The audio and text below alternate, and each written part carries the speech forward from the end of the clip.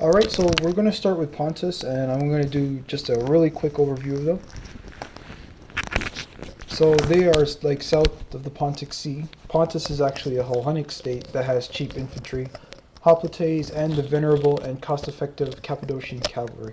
Now, if you watched my Bactrian video, you would see that I mentioned that the Bactrian horsemen might be statistically weaker but cost more than Cappadocian cavalry. I think that it's because of the armor that they cost more. However, don't be fooled, because statistically speaking they are inferior.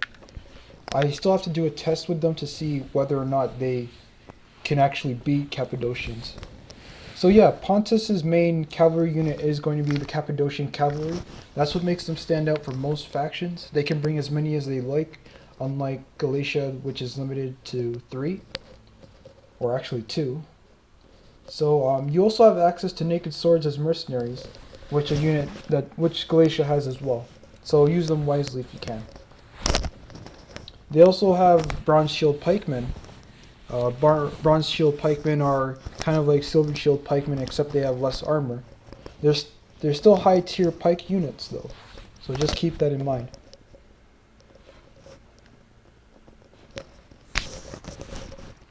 So like I said before, their infantry is pretty below average. Pontic swordsmen, not the best melee infantry unit. They do cost like not a lot, but they'll lose to Scutari for sure, whether or not they're in shield wall. So to summarize, Pontus is a hard faction to win without good cavalry. You'll almost always lose to the barbarians if you try to make your gameplay revolve around your melee and spear infantry. Losing your cavalry is detrimental, and Pontus doesn't have any high tier melee units. Pontus is probably the last Eastern faction I'd recommend new players to try, but if you feel confident in the successor factions, Pontus could be a good faction for you.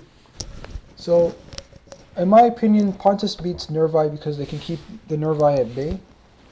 Or maybe it's the Drusen Kingdom, I might have gotten them messed up. But they do lose to Rome.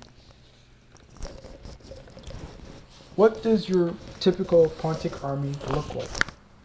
It depends on whether or not you've been playing as these guys a lot.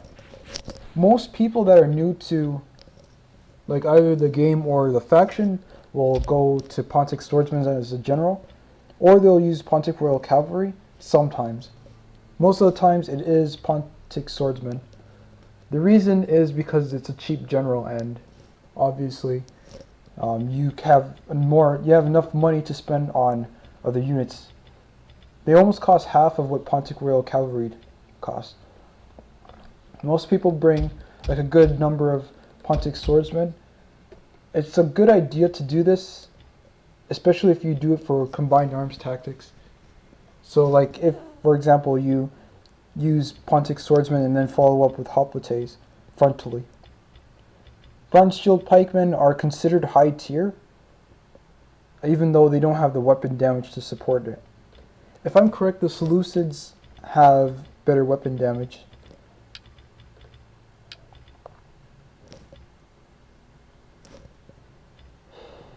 Oh, sorry. Yeah, they do have better weapon damage. So they actually might be considered mid-tier, but I could be right about them being considered high tier. Missile infantry wise, you have the Eastern roster, obviously. You also have access to Pontic Peltasts, which have 65 armor, which is the regular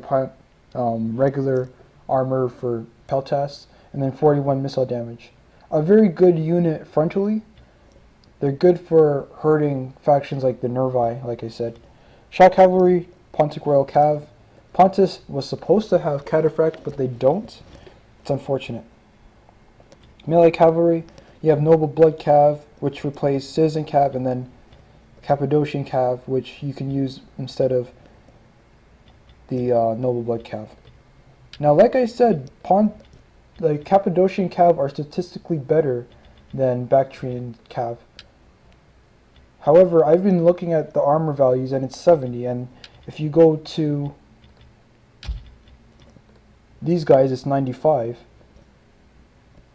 They have the same weapon damage, which I think is the Elite Cavalry Spear, but statistically speaking, they have less melee attack. They have 42 melee attack and 42 melee defense, whereas Pontic Pontic cavalry have 49 melee attack but 37 melee defense.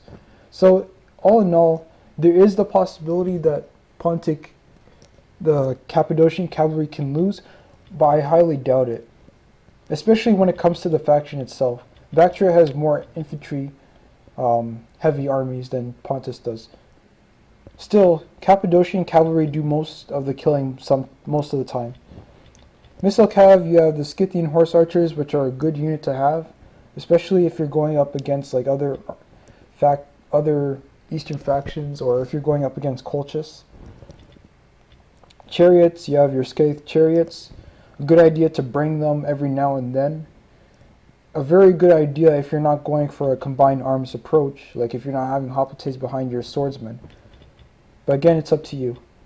I usually don't bring them myself. Most of the times I have a Pontic Royal Cav General because I can't rely on Bronze Shield Pikemen unless I'm using a Pike Corps. I'll bring 2 Naked Swords, 2 Celtic Warriors. I rarely bring 4. I might bring a few hoplites. Usually I bring archers. Sometimes I'll bring slingers depending on what my gameplay is going to be like. I always use Cappadocians, or if I don't have enough money, I'll use Noble Blood Cav. And then, of course, your Pontic Royal Cav, if you have enough money. This is basically what my armies would look like. It might vary from person to person. This definitely would not work in a tournament, but it does work in multiplayer. So that's pretty much it for the Pontus. And I'm going to jump right into the next faction in 10 seconds.